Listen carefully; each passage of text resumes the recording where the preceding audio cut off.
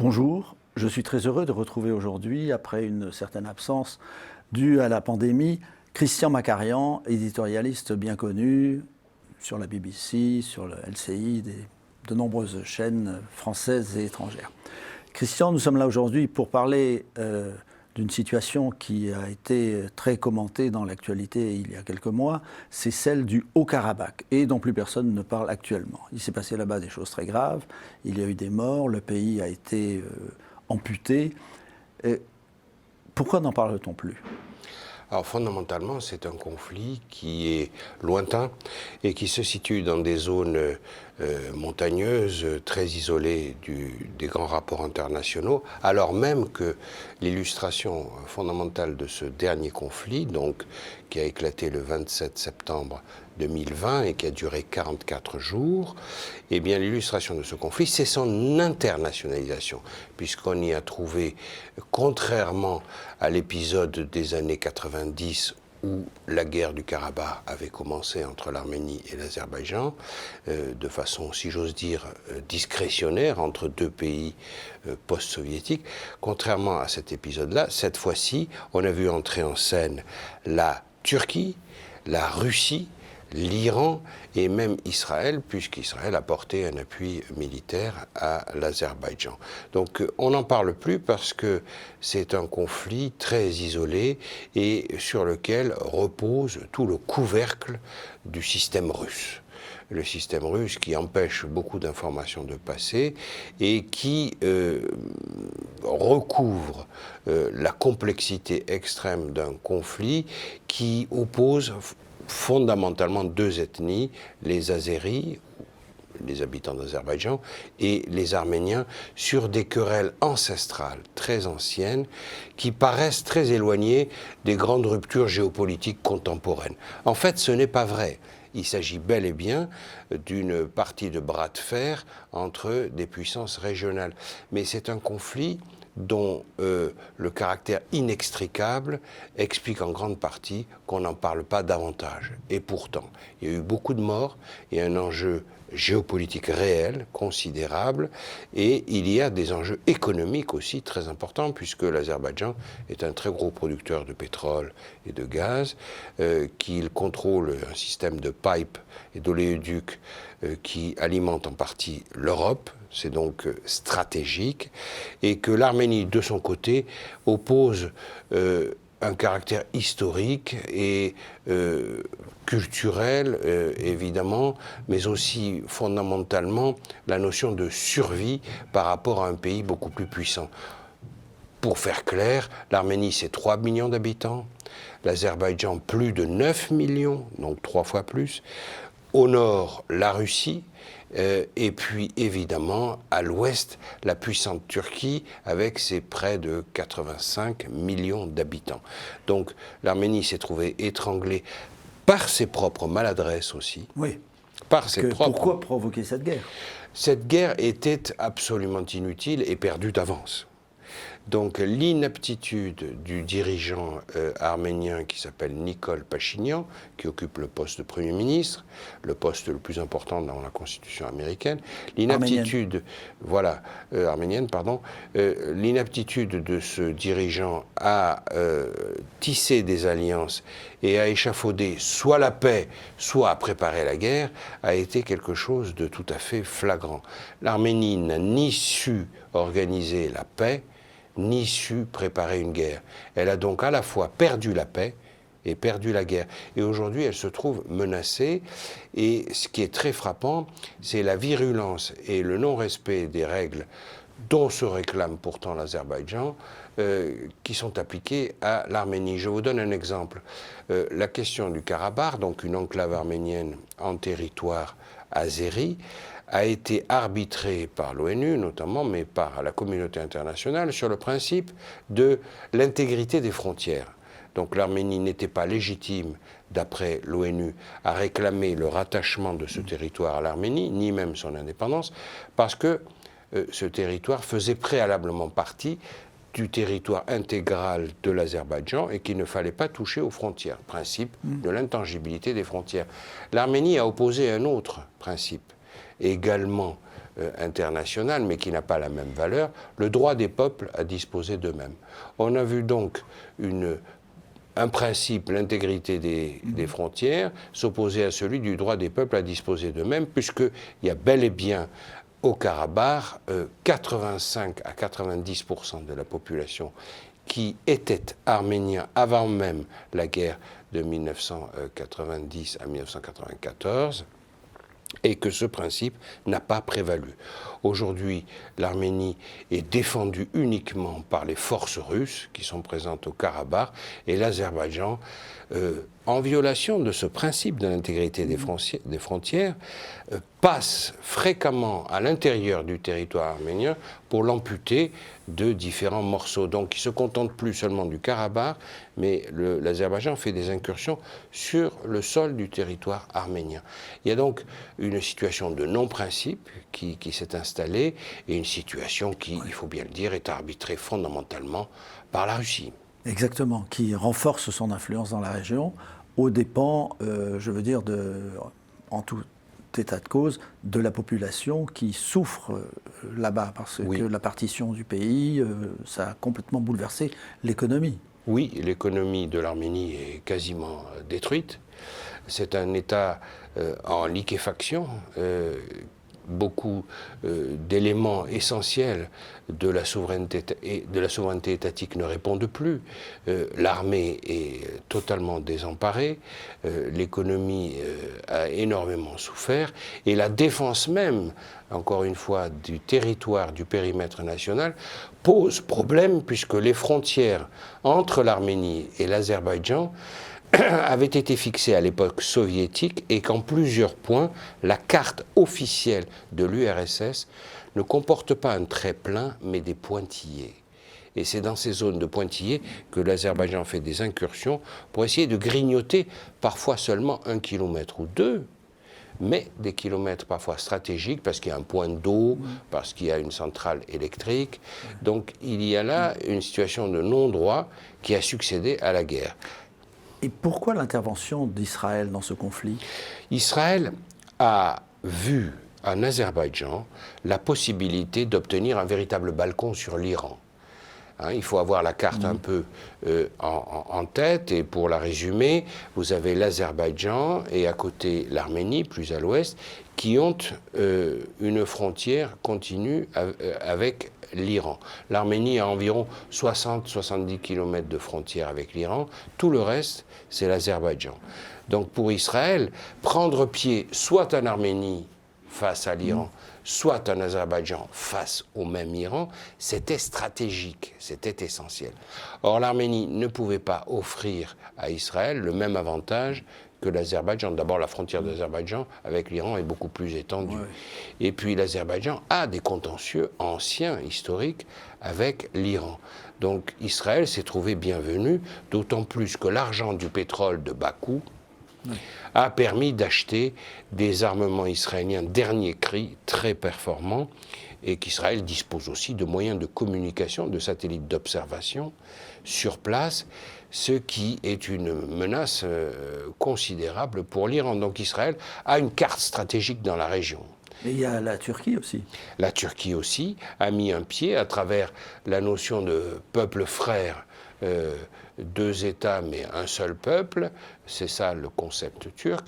Donc Ankara et Bakou ont soudé leurs forces contre l'Arménie, et l'Arménie a commis l'erreur psychologique et politique et stratégique considérable de permettre la coagulation des intérêts turcs avec les intérêts azéris. Il fut un temps, en 2009-2010, où il a été question pour les Arméniens de normaliser les relations avec la Turquie. Cela a été accompagné par l'ensemble de la communauté internationale. On était sous le mandat d'Obama, Hillary Clinton s'y est employée, la Russie l'a appuyé, la France l'a appuyé. Et puis, Ankara, d'un coup, s'est heurté à la rébellion de Bakou, de l'Azerbaïdjan, qui n'a pas laissé la Turquie se rabibocher avec l'Arménie. Et ces accords se sont effondrés. Donc l'Arménie s'est trouvée isolée. À partir de là, prévenue comme elle l'était, l'Arménie aurait dû imaginer que tôt ou tard, la Turquie serait entrée en scène aux côtés de l'Azerbaïdjan. Mais ce qui a surpris, c'est la virulence de cette offensive militaire du 27 septembre 2020, parce que Erdogan, le chef d'État turc, a bien calculé qu'il avait un ami à Washington qui s'appelait Trump, que ses jours étaient comptés. Donc je répète, on est le 27 septembre, 2 mois avant l'élection présidentielle américaine, et qu'ensuite il y avait le contexte du coronavirus qui clouait au sol toute la communauté internationale empêtrée dans des problèmes sanitaires. Donc il y a eu une sorte de fenêtre, si j'ose dire, de tir, et Erdogan s'est précipité là-dessus pour appuyer les forces azerbaïdjanaises. Sans l'appui de la Turquie, l'Azerbaïdjan n'aurait jamais remporté cette guerre, puisque pendant 26 ans, il n'a cessé d'essayer d'attaquer l'Arménie et il s'est trouvé toujours défait et toujours en situation d'échec. Avec la Turquie, l'Azerbaïdjan a complètement écrasé l'armée arménienne. Encore un conflit pour lequel on ne voit pas de solution, en tout cas à brève échéance, n'est-ce pas? La seule solution, c'est la paix. Et la paix suppose des concessions de part et d'autre. Donc on est maintenant dans cette partie-là, ce bras de fer. Qui va lâcher quoi entre les Arméniens et les Azéris? De toute façon, il faudra qu'il y ait des concessions mutuelles et réciproques. Ça va être très compliqué. Mais Vladimir Poutine joue une partie importante. La Russie en Syrie, en Libye, apparaît comme un pays offensif. Militairement interventionniste. Eh bien là, la Russie pourrait apparaître comme un peacemaker, comme un faiseur de paix, et donc la partie pour Poutine est importante. Si Poutine exige des Arméniens qui lâchent certains territoires et exige des Azéris qui renoncent à certaines pratiques agressives, alors la Pax Russiana pourra s'installer au Caucase et ce sera pour la gloire de la Russie. Nous passons maintenant au deuxième chapitre de cet entretien. C'est le Liban, encore une situation inextricable, qui l'est de plus en plus tous les jours, si je ne me trompe. Comment voyez-vous aujourd'hui, justement, précisément, cette situation? On a l'impression que le pays s'enfonce petit à petit dans la misère, dans l'anarchie. Par exemple, le président Macron y est allé. Il a fait des déclarations, il a essayé, oui, plusieurs fois, il a essayé de réveiller un peu les Libanais, leur gouvernement, et tout ça n'a rien donné, n'est-ce pas? Alors Emmanuel Macron était le seul à se mobiliser honnêtement pour le Liban, et il n'a abouti à rien parce que tout simplement le Liban est l'otage de sa classe politique. Il faut rappeler quand même quelques éléments fondamentaux. Ouais. Le 4 août prochain, nous serons à 1 an de cette horrible explosion. 500 tonnes de nitrate d'ammonium qui ont pulvérisé énormément d'immeubles et d'installations à Beyrouth et qui ont réduit la population à la misère. Puisqu'aujourd'hui, plus de la moitié de la population se situe en dessous du seuil de pauvreté. Et que cette crise économique a une caractéristique qu'il faut toujours rappeler, c'est qu'elle n'est pas une fatalité, elle est construite par la classe dirigeante libanaise. Et pourquoi? Eh bien, par exemple, le contrôle des capitaux s'exerce à l'égard de tout petit porteur, de tout petit épargnant. Vous ou moi, à la banque, nous avons nos avoirs gelés, tandis que la monnaie se déprécie. La livre libanaise, aujourd'hui, il faut 15 000 dollars pour 15 000 livres libanaises pour un seul dollar. Et il y a 1 an, c'était combien? C'était 85% de plus. Donc il y a eu une chute de 85% de la valeur de la livre en moins d'1 an. Oui, c'est catastrophique. Or, le Liban libelle tous les fonctionnaires, tous ses achats, et comme c'est un pays structurellement importateur, en dollars. Donc c'est absolument ruineux.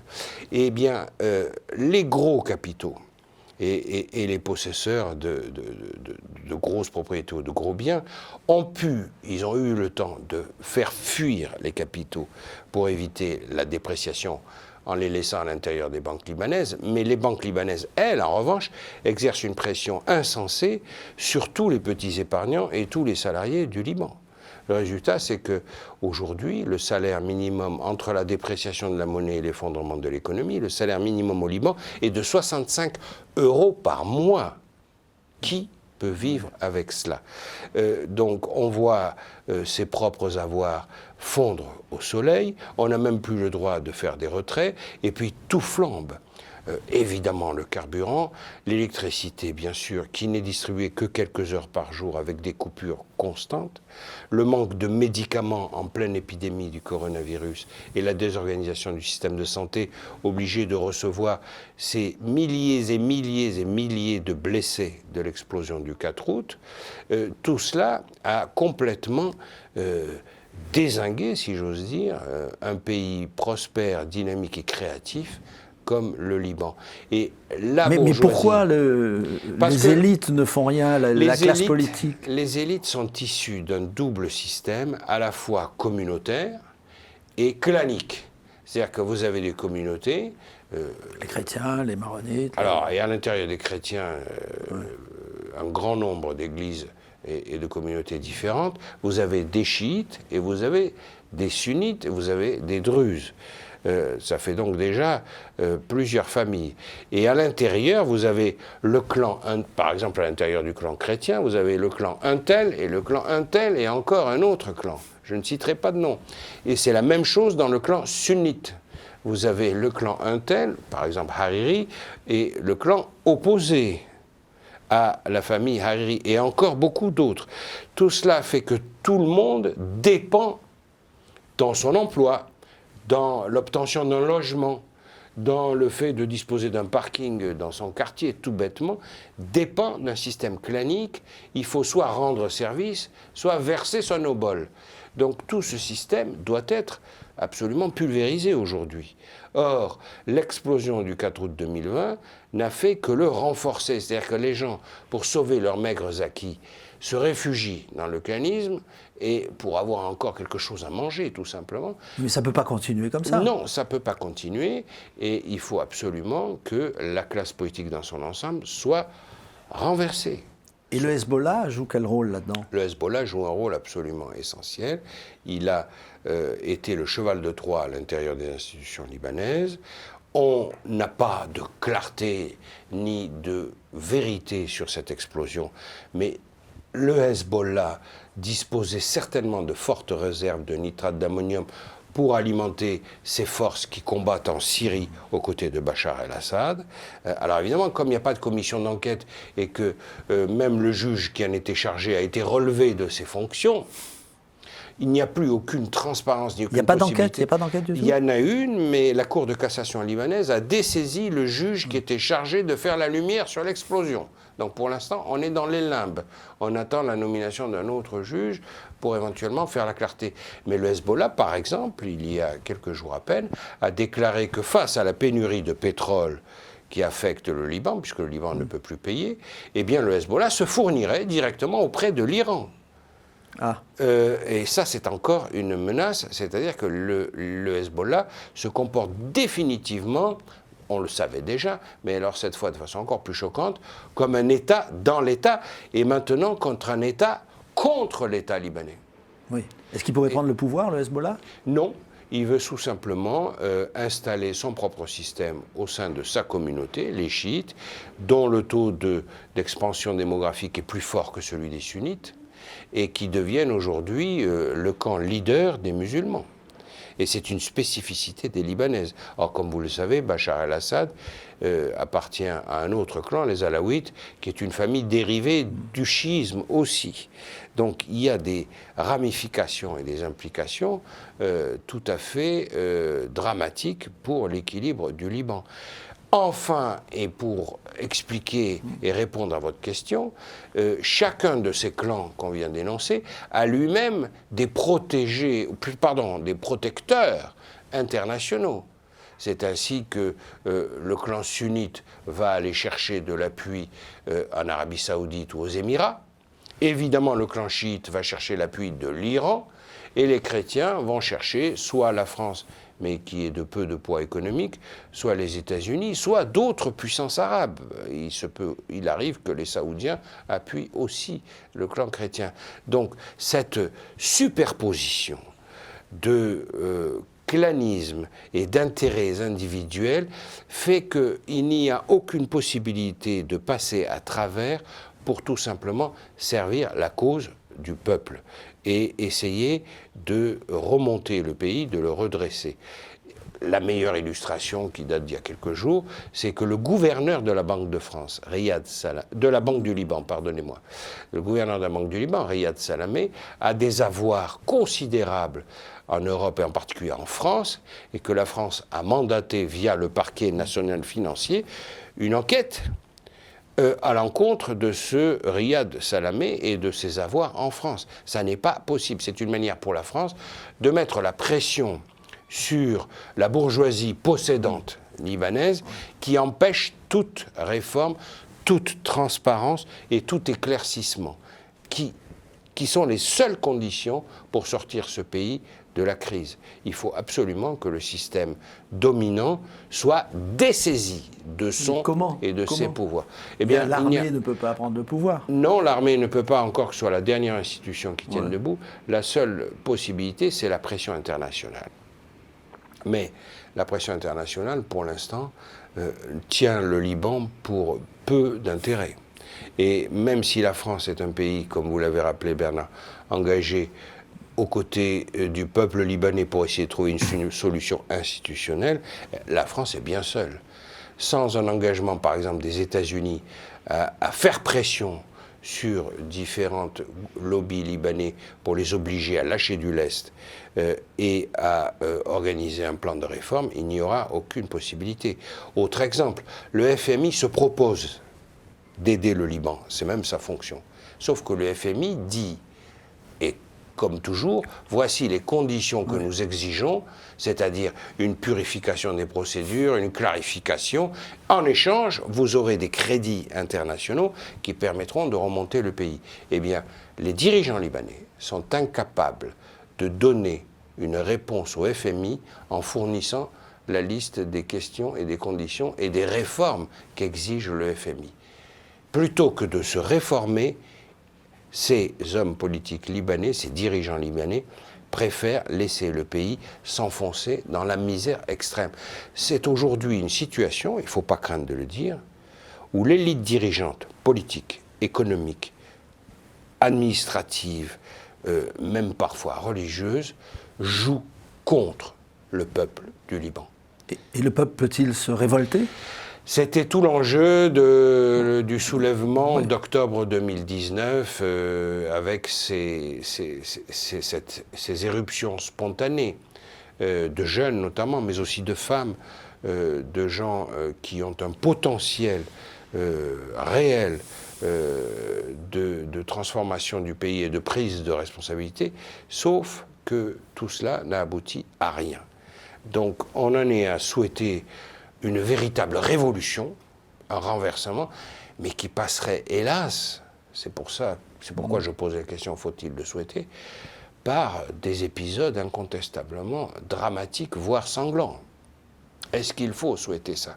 Mais le Liban s'oriente peu à peu vers une solution qui ne peut être que brutale, parce que la classe politique au pouvoir, strate par strate, ne veut rien lâcher. Et que, encore une fois, quand vous êtes un gros capitaliste, vous avez pu faire fuir vos capitaux à l'étranger pour les placer à un meilleur taux d'intérêt, et que quand vous êtes un petit épargnant ou un simple salarié ou un médecin honnête qui travaille 12 heures par jour et qui veut juste conserver ses économies, eh bien vous êtes frappé par le contrôle des capitaux et vos avoirs fondent comme neige au soleil. Cette injustice extrême qu'instaure le système politique libanais au détriment du peuple libanais ne peut pas durer.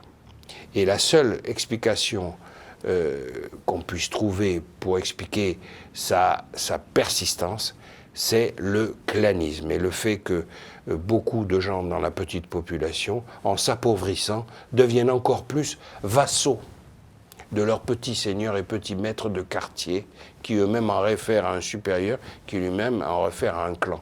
Si vous voulez, Ils attendent la nuit du 4 août. Oui, c'est quelque chose comme ça. La suppression complète du système communautaire. Merci beaucoup, Christian Macarian. Je vous propose de nous retrouver pour faire le point sur le voyage du président Biden en Europe et sans doute la semaine prochaine, donc si vous en êtes d'accord. Avec grand plaisir, Bernard. Merci beaucoup d'avoir suivi cette émission et à bientôt.